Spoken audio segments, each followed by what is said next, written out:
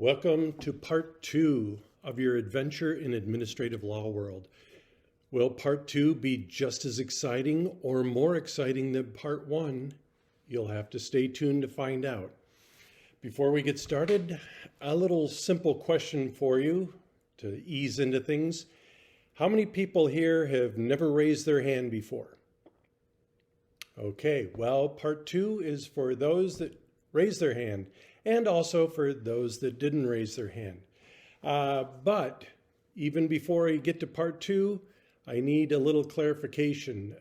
As you may have noticed, when I did this slide in part 1, I referenced old rules at the time of the recording. For those of you in on-site wastewater, the 18 rules are just going into the effect, and as hard as I tried to make this current, I missed this part, so I've gone back. I believe this is slide number 10 in part 1, and I've changed the reference for a 50-foot setback for 18E.0601, and then also for the employees on site or the number of seats, the daily design flow section of 18E.0401. Apologize for any confusion related to that. All right, on to part 2. You have taken some action. You have either denied an application, you have issued a notice of intent to suspend or revoke, or you've done immediate suspension or revocation. What happens when an applicant or a permit holder appeals your actions? Well, you are in luck because I'm going to tell you what happens. An appeal by a permit holder or an applicant starts with a petition filed by the permit holder or applicant in the Office of Administrative Hearings, or I will abbreviate that to be OAH from here on out.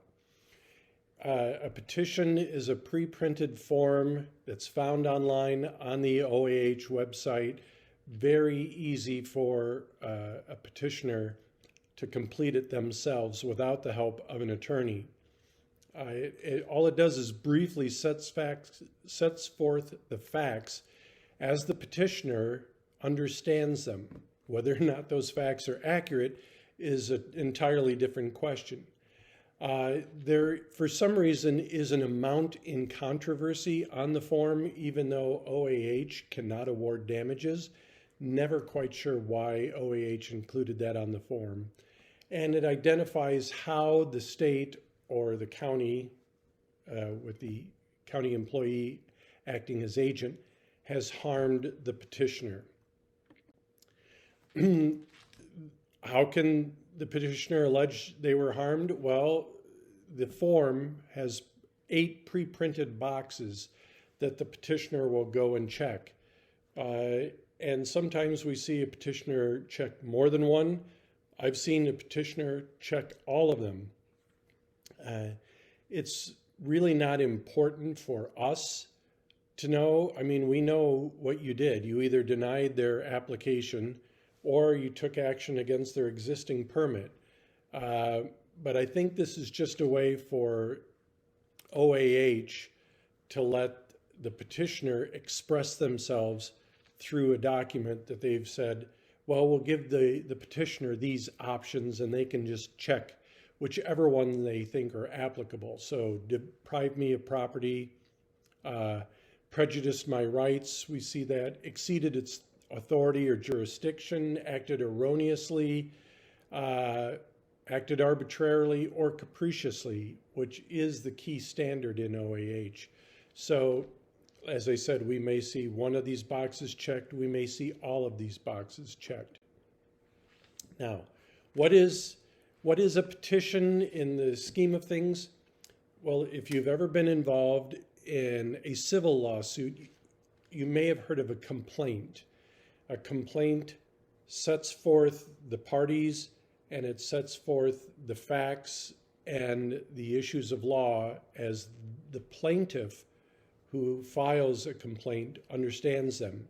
Or it's similar to an indictment in a criminal case in which the indictment sets out the name of the accused what the accused has done, and the crimes the accused is allegedly committed. All of these things are the initial filing that start a lawsuit. So in a civil case where it's a suit for money damages, people suing people, people suing businesses, businesses suing businesses, it starts with a complaint. A criminal case starts with the indictment that the state files, and a petition is in the administrative law courts filed by either the applicant who had its application denied or the permit holder. In ways that it is different is that a complaint in a civil case, you need a lawyer on your side, and a lawyer drafts the complaint. The indictment is prepared by the district attorney, and the grand jury votes on the indictment. Here, it is not prepared by an attorney. That is why, in most cases, the petitioners do not hire attorneys to represent them, and I'll explain why in a moment. So that is why OAH has prepared these pre-printed forms on its website, so all the petitioner has to do is check a few boxes, type in their name, and hit send, and the petition goes to OAH. The amount in controversy, or the number of facts, the amount of facts and the specificity of the facts may vary. Some petitioners are wordy, others just say, wrongly denied my application, or wrongly suspended my permit, something simple like that. The amount in controversy may be unreasonable, and as I said before, it's irrelevant. And they may have checked all 8 boxes regarding state action. So we see all different types of petitions. But what do we look at? What are the key things that I focus on? 1, did they file timely? As I mentioned at the end of part 1, they have 30 days from the date you gave them notice, either of the denial of their application or the notice of intent or the immediate revocation or suspension. They have 30 days to take action and appeal. Did they file timely within that 30 days? If it's not timely, we can get it dismissed. If they filed on day 45 or day 60, it's a simple motion to the court explaining the dates of when everything transpired, and the court will likely grant that and kick their case out of OAH. Second, did they pay the filing fee? Even though OAH makes it very simple with these pre-printed forms and electronically sending the petition, they still require a nominal fee at the time of this recording of $20 that the petitioner pay. And frequently petitioners do not pay the $20 filing fee. And if they don't, the court will give them another chance to do it. And if they don't pay the filing fee, the court itself can kick the case out for failure to pay the filing fee. So those are the 2 most important things we look at. Whenever I get a new petition, I see what's the county it's in, what's the petitioner's name, who are they suing, and when did they file it, and did they pay the filing fee? Those are I don't really pay attention to the facts or the boxes they checked. I'll get the facts from you, and I'll determine what the issues really are, so I don't really worry about them. As I mentioned before, your forms that you use at your county or health district should have the appeal information on them, and one of the key points was that the petitioner has to serve the petition on the Office of the General Counsel for DHHS. And so what happens is if a petitioner files the case with OAH and they send a copy of the petition to the General Counsel's office, the General Counsel's office will then send it via email to me or my colleague, Hiram Hemingway, and we will divide up the cases. Our administrative assistant will then send a letter to you, either to generally to the local health department, or if we know you're involved, we might send it to you directly, But we will send a letter asking you to provide all materials you have in this case as soon as possible. And I'll tell you why we want it as soon as possible. But first, let me explain what materials we're looking for and will help us. When I say we need all materials on the case, I need to know if you took any photographs of the scene. And if you took those photographs, I'd like copies of those photographs. I need to know if you did any samples of materials. If you did soil samples and you kept them, I don't necessarily need them, but I'd like to know that you have them. Or if it's asbestos samples or lead paint samples, I need to know if you collected anything from the site and kept it in order to support your decision. Did you take any statements from anybody? Did you interview people and write down notes of your conversation, or did you actually record their conversation? I need to know if you have any statements, or if you have any notes, what notes did you take that you can rely on to refresh your memory, your memory of why you did what you did. What reports did you generate? Is it just for the application? Is it just the denial letter? Or were there other reports that you generated? For your evaluation of an existing permit holder, what sort of report did you generate in addition to issuing the notice of intent or the immediate suspension or revocation? Did you exchange any emails or texts with the permit holders? Sometimes that happens. Permit holders or applicants get very involved, will contact you directly. Do you have emails? Do you have texts? If so, I need you to save those, and we'll find a way for you to copy them or print them and get them to me. Finally, just so I'm clear of what you're relying on and we're all clear, I need to know the relevant code sections from the North Carolina General Statutes, the laws that you relied on, as well as any rules that you relied on from the North Carolina Administrative Code, or NCAC. So if you took action and you said there was a violation of this law and this rule, please let me know so that I can refer to those laws and rules and make sure that we're all on the same page. So when my administrative assistant sends the letter to the local health department director or to you directly, those are the type of materials we're looking for. And the sooner you can get them to us, even if it's simply scanning them in your office and emailing them back, that's perfectly fine. But the sooner you can get them to us, the better. Let me take a slight digression here, a little tangent, if you will, on the right of entry. Because a few years ago, we had an environmental health specialist who was a bit rogue and thought that NCGS 130A17 gave that person unfettered access to a person's property, and we had to help educate that person.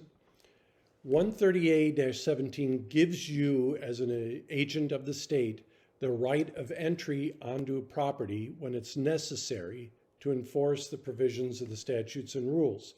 However, a right of entry does not mean unlimited non-consensual access. You first need consent. You still need consent even though you have that right. You need to ask permission to go on the property.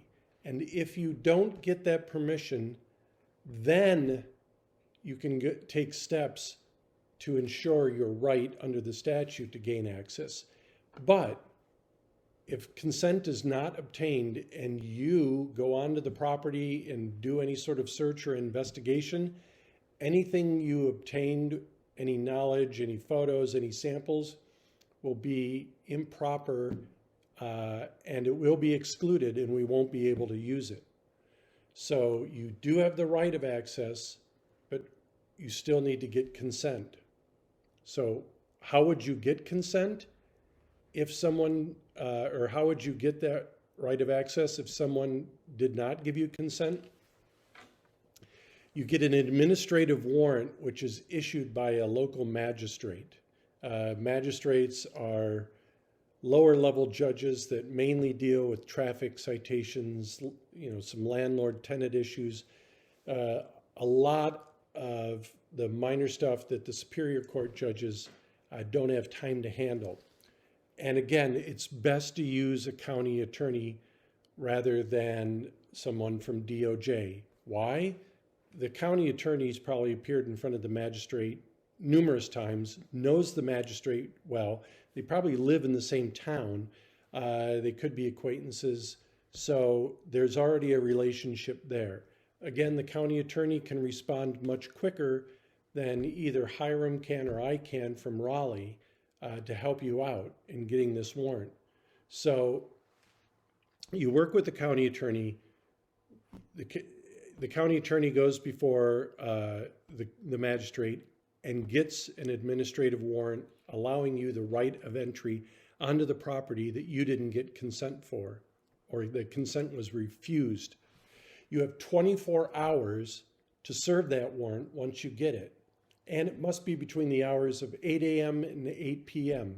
Those are very important points to know, because you don't really want to go get a warrant on Friday afternoon, because that means you're going to be out there on Saturday day. And if you don't want to be out there on Saturday day, then you probably wait until Monday to go get your warrant.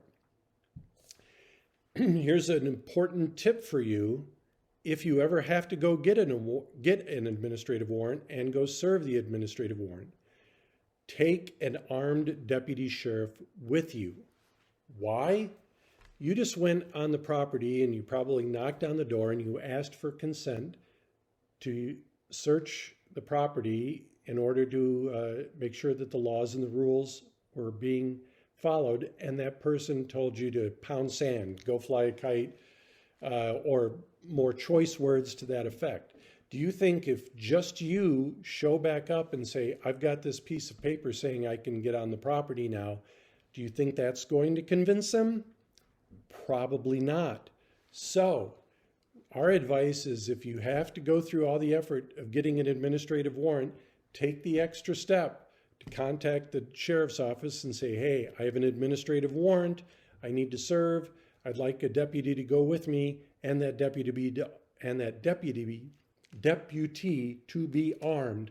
Because now if you show up on the porch with the piece of paper and a deputy sheriff with a gun on his or her side, I'm sure that you're going to be allowed access to the property. Now, if you show up and the owner is not there, you can post the warrant on the door, take a hammer and a nail or tape it on the door, and then proceed with your inspection, because you have the warrant, you attempted to serve it, they weren't there, but now you can go on the property. Another right of entry, well, can I bypass getting the administrative warrant and use a drone? And the answer is no. The North Carolina General Statute 15A-300.1 lists restrictions on the use of unmanned aircraft systems, aka drones. And subsection B says, except as otherwise permitted, no state agency shall use an unmanned aircraft to do any of the following. And you can see it says conduct surveillance of a person or a dwelling or private real property. There are some exceptions for law enforcement, but really this section pretty much covers you doing your job as a registered environmental health specialist, or just an environmental health specialist if you haven't taken the exam, that you can't use a drone to do your work. You've got to go in person, and since you have to go in person, you have to get consent. And if you don't get consent, you have to use the administrative warrant. All right? Now, coming back to the materials that I talked about, we will look at, if you took photographs, and there are especially with folks in lead paint and asbestos, they take a lot of photographs. Some other on-site wastewater, maybe a photograph or two. A lot of times food and lodging doesn't have photographs, but most of the photographs are with lead paint and asbestos. What I want to know is, were you lawfully on the property when you took the photograph? Were you on a public area or were you on private property? For instance, you pull up to a home and it looks like this is a home built before 1978, ergo a strong chance that it has lead in its paint, and it's clear that renovation work is being done on the property. You need to investigate to make sure that the renovators are properly certified, the company they work for is registered, and they're following appropriate procedures. Well, if you stand out in the street and take photographs, you're in a public area, you're fine. Those photographs are fine. If you step on the sidewalk in front of the home, again, the sidewalk is a public area. You could stand there and take all the photographs you want. However, if you step into the yard or you walk up on the front porch and you start walking the length of the front porch, unless you have consent, any photographs you've taken will be excluded. All right? So, were you, and this goes for just visual observations as well. Again, with the lead paint, often there's a dumpster in the front yard. If you stood on the sidewalk and you could see something in the dumpster, you're fine.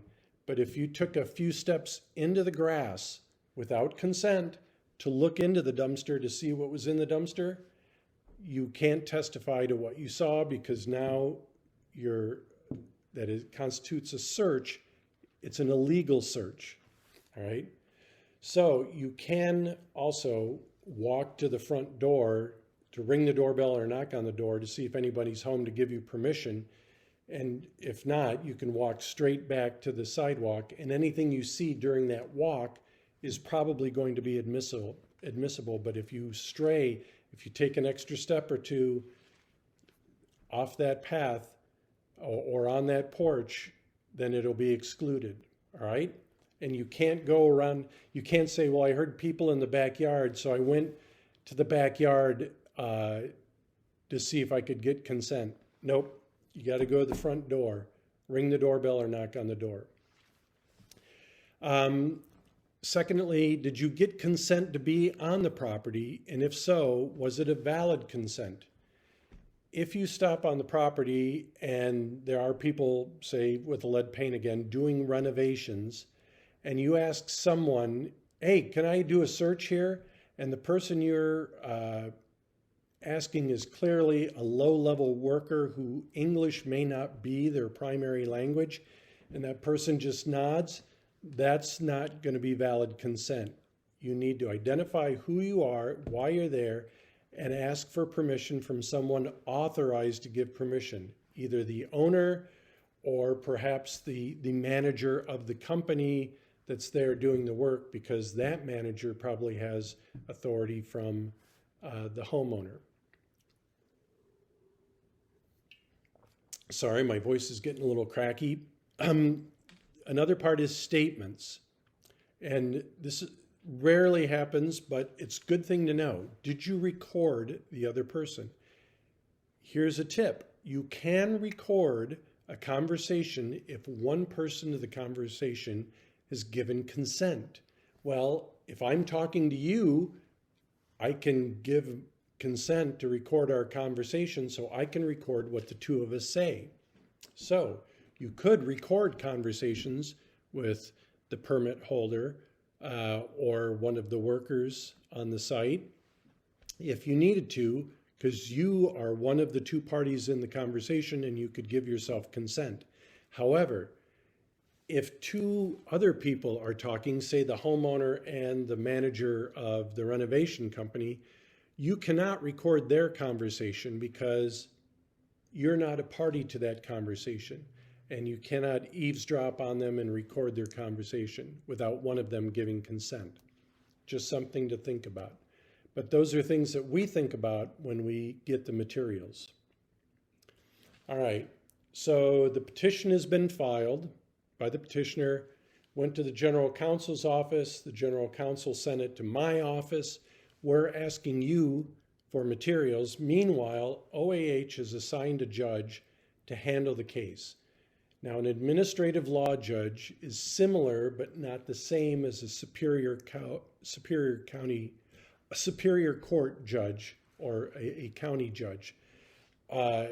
ALJs, administrative law judges, are appointed versus superior court judges are elected. And if you vote on every November, you'll probably see a judge for a certain district up for election. But ALJs are appointed. And there are 11 ALJs plus the chief judge, which means they cover several counties. And to further illustrate that, Raleigh has 7 ALJs here. There's one in Charlotte, Winston-Salem, Onslow, and Waynesville. And each of those regional judges cover numerous counties. So while your action may have taken place in your county, that's not where we might have the hearing. The OAH judge will then issue a schedule of events that will occur in a timeline. And it's usually issued within a day or two of the petition being filed. So, and you don't need to worry about this, but I'm just educating you to some of the language. It requires pre-hearing statements within 30 days. I'll explain those. Allows 90 days for discovery. I'm going to explain what discovery means. Any motions that need to be filed would be filed a week later, and then it'll give a date and location for the hearing, which is approximately 3.5 months out from when the petition was filed. And at first it'll just say the hearing will be held during this week, and as we get closer, it'll provide a date. Let me give you an example. Let's say on July 1st, you issue your notice giving the permit holder or the applicant 30 days to appeal. And let's say they wait 4 weeks and on July 28th, they file their petition, but they made it inside the 30 days, so it's timely filed. An OAH or an ALJ is assigned within a day. And let's say 2 days later on July 30th, the judge issues the scheduling order setting forth the dates. But why do we want the materials as soon as possible? Well, by the time the petition made it to the General Counsel's office at DHHS, and now they've sent it over to DOJ, another week has gone by. So I've received the petition on August 7, and already the clock is ticking on stuff that I need to do in the case. So the very next day on August 8, our letter goes out to you requesting information. And I've got until August 31 to file my pre-hearing statement. So that's why I know it could be inconvenient, but I need as rapid a turnaround as you can give me in order to get my head around the facts and the issues and prepare the pre-hearing statement. Then let's say there's a deadline of October 31st for discovery to end, motions would be filed, and then the hearing may be the week of November 15. All right, so let's break down these in a little bit more detail so you have a better understanding. The pre-hearing statement is simply a statement that sets forth the facts and the issues, the witnesses, and the time needed for a hearing as the parties understand them. Please, please, please, if you get the form from OAH, which you might, saying this is the pre-hearing statement, it needs to be filled out and submitted within 30 days. Please do not fill it out and file it yourself. It happens about once a year where I have an environmental health specialist who it's his first time, they get nervous, they got this from OAH, and they fill it out. No, please don't. Once you've issued your notice, you're done unless I tell you I need something from you. Don't worry about what OAH says, all right? Because I will be involved in the case, or Hiram will be involved in the case, and we'll tell you, hey, we need this from you so we can do it. But we are the conduits through which everything goes to OAH on our side. So it is not your responsibility to fill that out. If you get a form from OAH and it includes a blank pre-hearing statement, just let us know, let DOJ know, because you're going to be receiving a letter from our administrative assistant. You can say, and I got this blank here's the stuff I have in the file, plus here's the blank pre-hearing statement. So we prepare that, and I'll either do that from your materials, or what I'll often do is once I get the materials, I'm likely to have questions. I like to set up a quick Teams meeting with you that works on your schedule, and we spend 15 minutes talking about what happened, so I have a better understanding, okay? And then the petitioner has to file one themselves, and what they do is usually they either copy what we did, or they don't file one, and then the court has to remind them to file one, and then they copy what we do and file one. So, but the pre-hearing statement, my responsibility. You don't need to fill that out. Discovery. Roughly defined, it's the time between the filing of an action and the time for a trial or a hearing. And what it means is each side can discover what evidence the other side has. This is far more formal in civil cases where there are attorneys on both sides, or criminal cases where there are attorneys on both sides, because the rules say you can't talk to the individual plaintiff or defendant, or in a civil case, you have to only go through their attorneys. So there are very formal discovery rules in the rules of civil procedure that lawyers have to follow that apply to all cases. What's different in OAH is that 98% of the time, the petitioner has not hired an attorney. Why? If it's an application for a septic permit, it doesn't make much sense for the petitioner to pay an attorney, who knows what hourly rate, $200, $300, $400 an hour to do the work. I mean, the petitioner would burn through $2,000 to $3,000 just like that with the filing of the petition and the pre-hearing statement. And the attorney will not take it on a contingency fee basis because there's no payment at the end. There's no verdict like the personal injury attorneys who don't charge you up front. They just take a 40% cut of whatever the jury gets you. There's no money in OAH, so they're going to charge by the hour. And for what's at stake, unless it is like your food permit for your restaurant or something that, threatens your livelihood, you're likely not going to hire an attorney. So I don't have to issue formal discovery requests to the petitioner.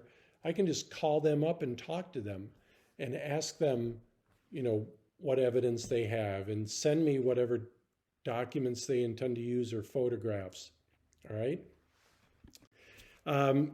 But if we do get a case where there's an attorney on the other side, and like that from part one, that mobile food unit that didn't turn in its monthly schedules, it hired an attorney, and we went through the entire gamut of formal discovery. There are things known as interrogatories, which are written questions that I want answered that I write out and I send to the other side to provide the answers. There's request for admissions, which are statements I write out and ask them to admit or deny them. For example, admit that you failed to turn in your schedule for your mobile food unit for October 2020. And they have to either admit that or deny that. So those are tools that we can use. There's also request for production of documents. Please provide me all photos of the lot site where you applied for your septic system.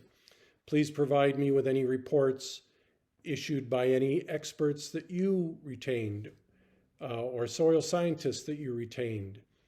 Or please provide me with a copy of the deed showing that the easement at issue ran with the land. Anything like that. Any documents that I need. There are written requests for production.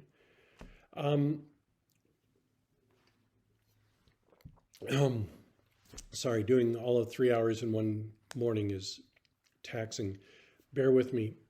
There are things called depositions.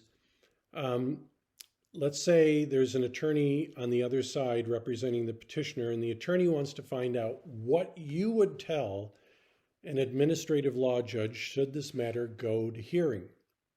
The only way they can find out what you will say is by taking your deposition. A deposition is just like testimony at a trial. You're placed under oath. A court reporter is there to take down everything that's said, and the other attorney gets to ask you questions that they want to ask you to find out what your answers will be. If there is a case where there's an attorney on the other side and the attorney wants to take depositions, we will be there with you. We will help prepare you for the deposition so you're not walking in cold, and we'll be with you right next to you at the deposition to make sure the other attorney follows the rules, doesn't get out of line, and that everything goes smoothly. That being said, because 98% of the cases don't involve an attorney, depositions are extremely rare in OAH cases. Even when there is an attorney on the other side, depositions cost money. The attorney has to take time to prepare for the deposition. They have to file or hire the court reporter to take down the testimony. If the court reporter transcribes that testimony into a book, you got to pay for that. All of these are expenses that the attorney has to weigh. Is it worth incurring or not? Will my client pay for these expenses or not? So even if there is an attorney on the other side, you still may not be deposed. Even rarer still are expert witnesses, us going out and hiring an independent expert to support what you did in the case and why. But there may be a case where we need an expert witness. You never know. At some point, you may hear the term mediation, which is a sit-down session to see if we can work out the problem. A mediation may be ordered by the Office of Administrative Hearings. One of the judges may order mediation, or the parties can decide that they want to mediate the case and hire an independent mediator. But essentially, it is the people that have the authority to decide the case getting in a room and sitting down and seeing if we can figure out how to resolve the case.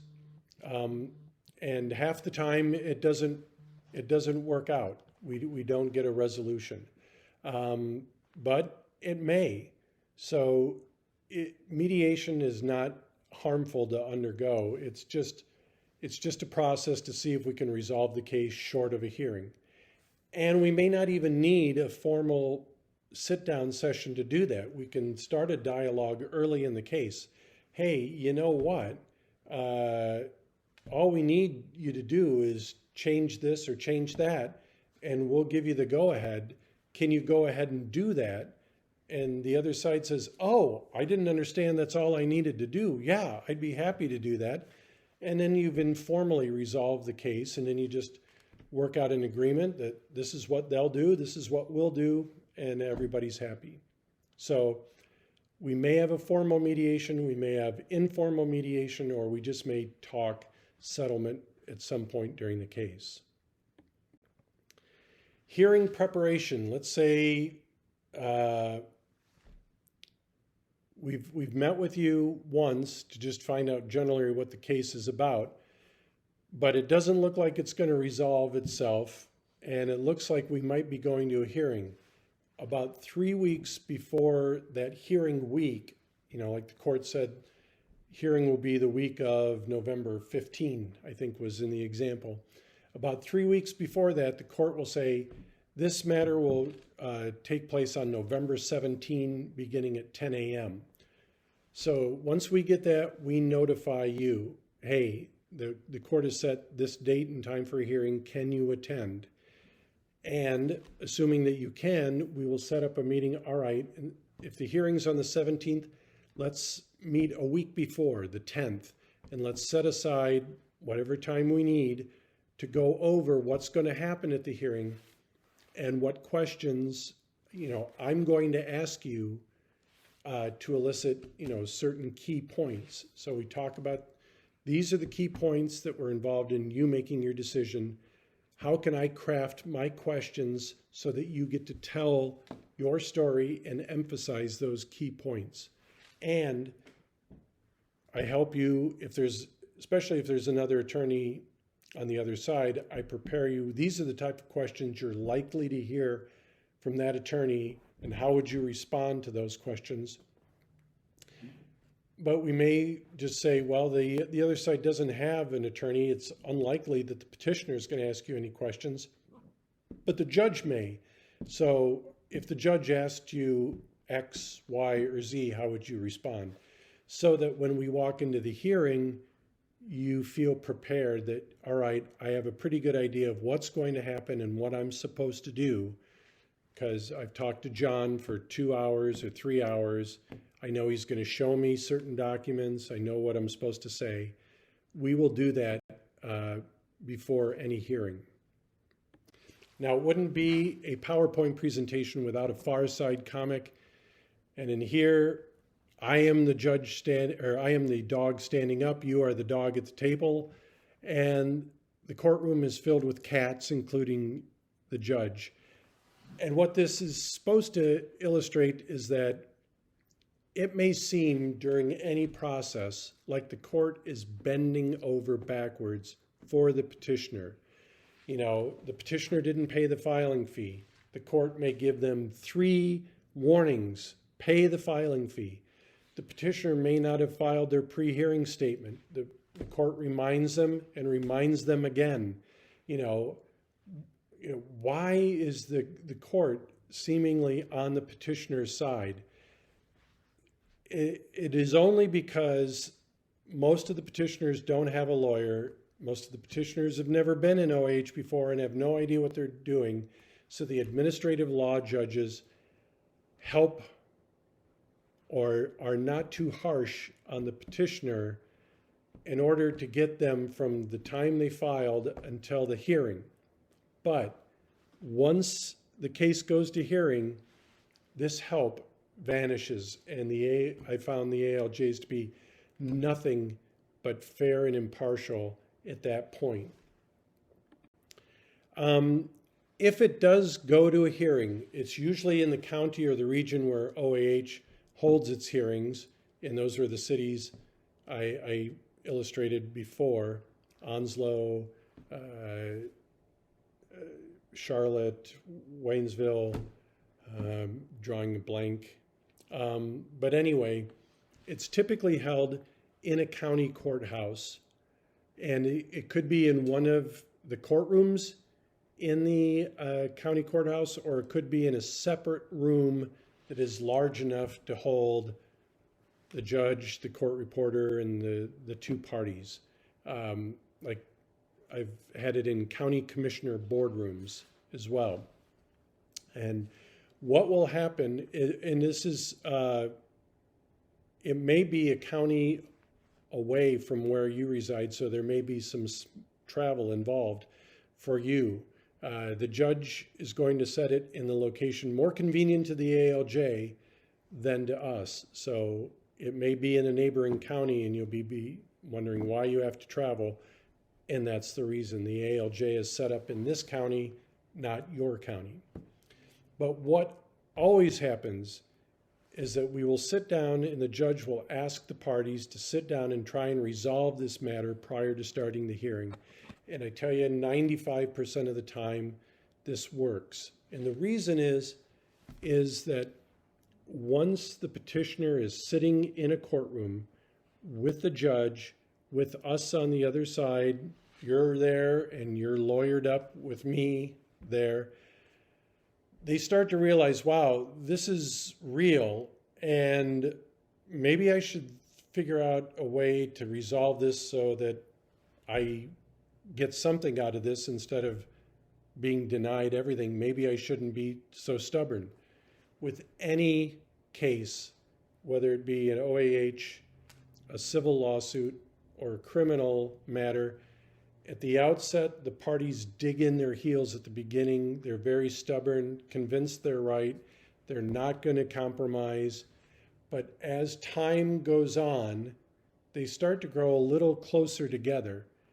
And being in the courtroom, ready to start, all of a sudden brings that closeness much closer. And they realize, wow, maybe I shouldn't be so stubborn. Maybe I should listen to what they say. Maybe there is a solution. Or it may be, sometimes I've had where petitioners just don't respond to anything I send to them, any requests I make to discuss the case, all during the case until we get to hearing, and then they go, yeah, I'm willing to talk. So once we get to the hearing, I tell you 9.5 times out of 10, the matter gets resolved before we have to put on evidence. But if there is no resolution, the hearing begins. And then if the petitioner has an attorney, since they have the burden of proof, the judge will have them go first. And that would start with the attorney giving an opening statement.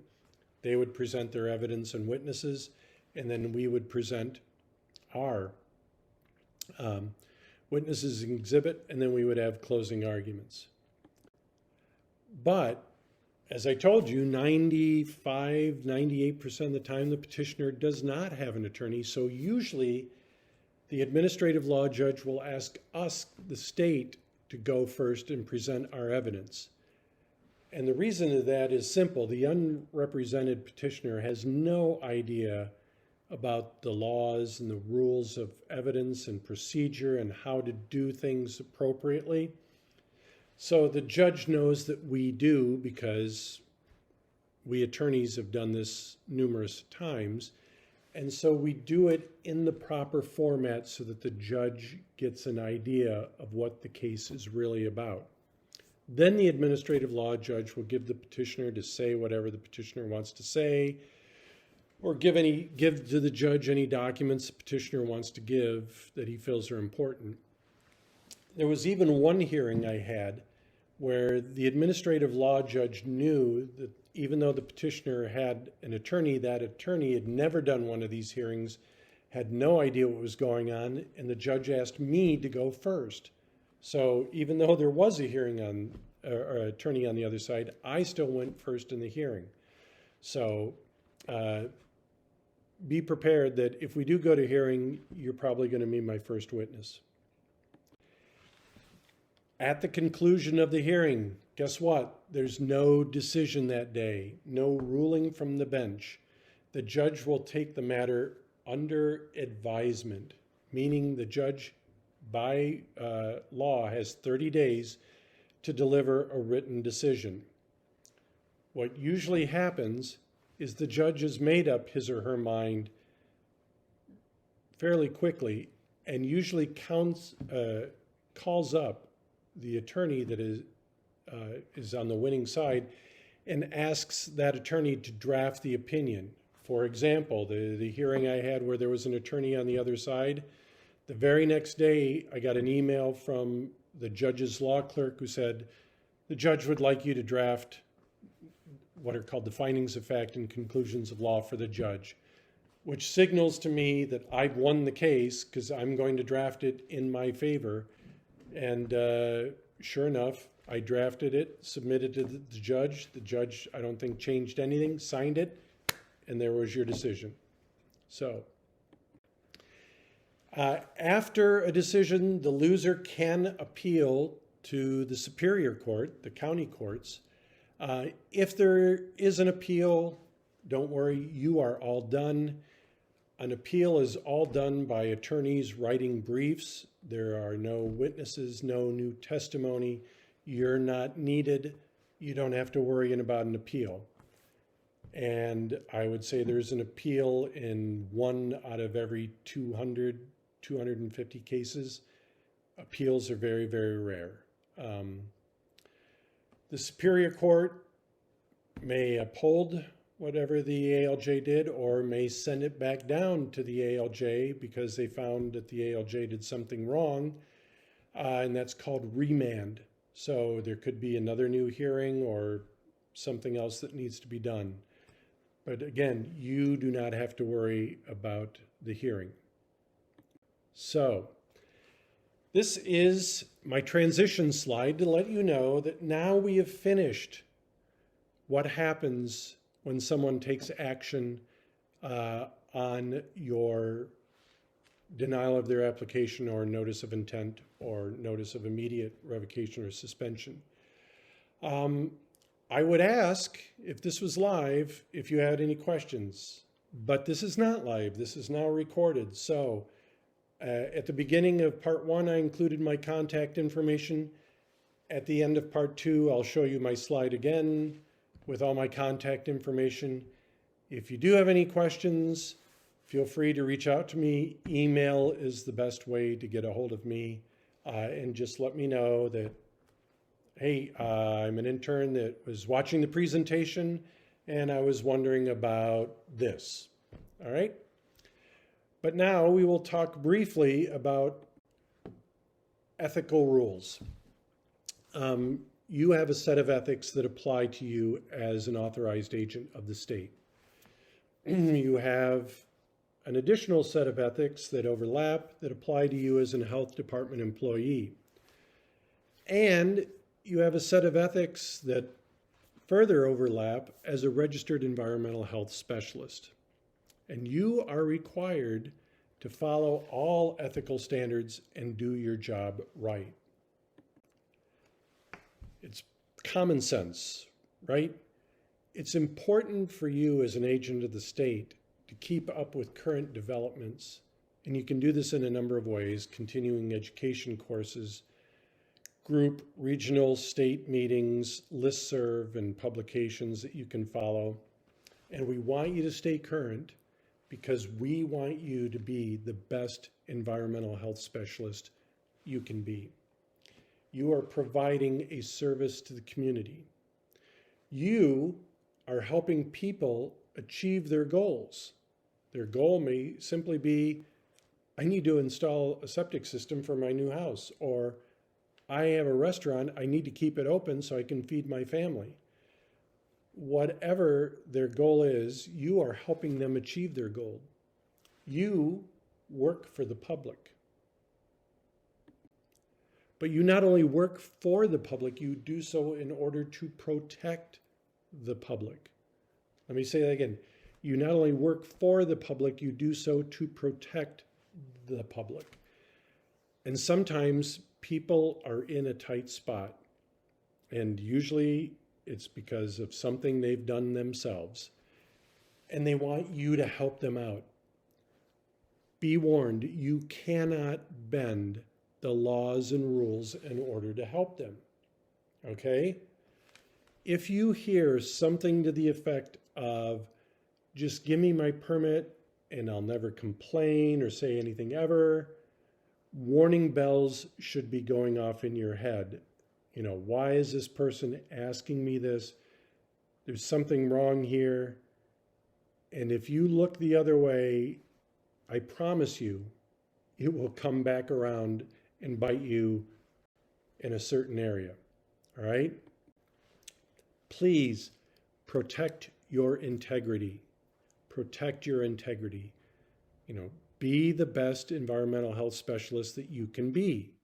And I said, hopefully all this sounds like common sense, but yet every year that I've been doing this, we find at least one person who did not follow the laws, who did not follow the rules, or looked the other way, or took shortcuts and really screwed over the public, screwed over themselves and the state. So please understand, I'm not saying you cannot make a mistake. Everybody's human. We all make mistakes. What I'm talking about is consciously making a decision not to apply the laws and the rules, to either give a favor to someone else or a favor for your own sake. You are in a strange situation in that you are employees of the county, but you are agents of the state.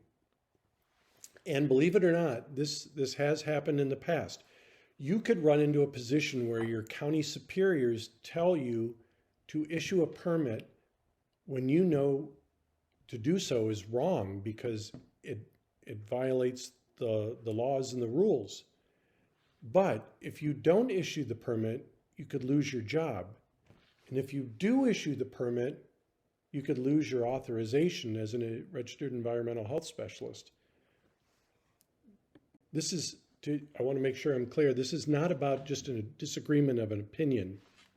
This is your county boss telling you to do something wrong that you both know is wrong, but because the county boss says the permit holder or the applicant is a friend of theirs and they want to make sure that they get their permit or nothing happens to their permit, but they know it's wrong and they don't care, and you know it's wrong and you're in a tough position. Such as the county commissioner saying, do something for a buddy, and ultimately I'm responsible for your salary. And if you don't do this, you are gone.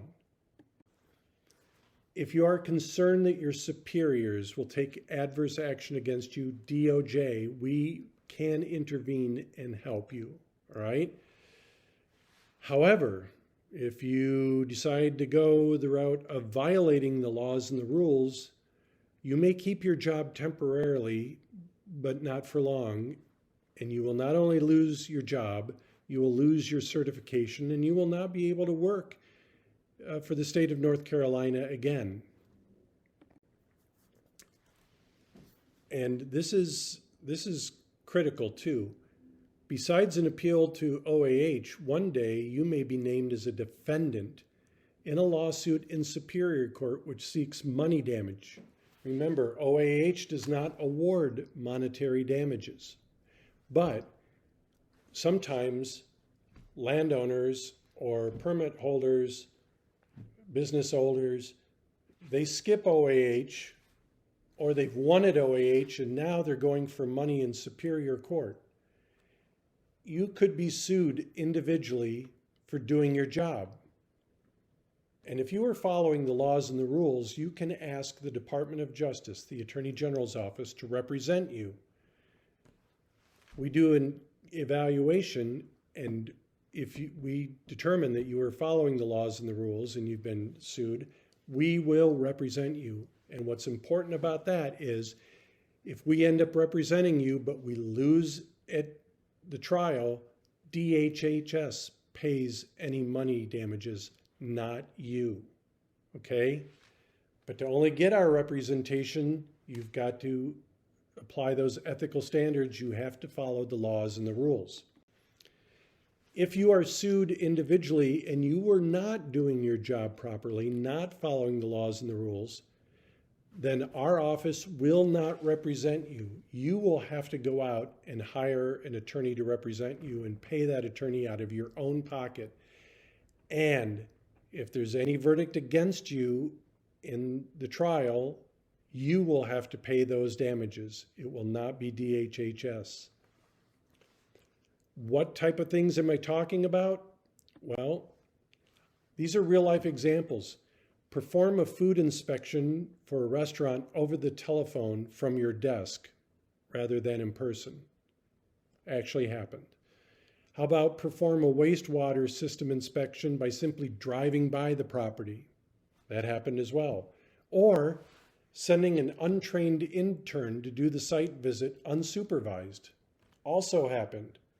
Those are not following the laws and the rules. And, at times we see people get in over their head and they just start issuing permits left and right. They may take a little money for that, or they may not care. It always comes back. We always find out about this. It may take a little while, but we always find out. And then when we find out, out you go, and you've subjected yourself individually to individual liability. You've put your savings at risk, your assets at risk. So please follow the ethical standards, follow the laws and the rules, and do your job appropriately. And if you get stuck, talk to your superiors. Find a way to help yourself that way rather than cut corners and violate the laws and the rules. This is the end. Did I forget anything? I don't know, but I want to thank you very much. Those of you that stuck with me through part 1 and part 2, thank you for listening. I hope it was mildly entertaining for an online on-demand presentation. Do you have any questions? I would answer them if we were live. We're not. But here is my contact information. So please, if you do have any questions, feel free to reach out to me. Email is the best way to get a hold of me, and I'll answer if I can. Thus endeth the lesson. Take care of yourselves. Good luck. And maybe we'll cross paths in the future. Thank you.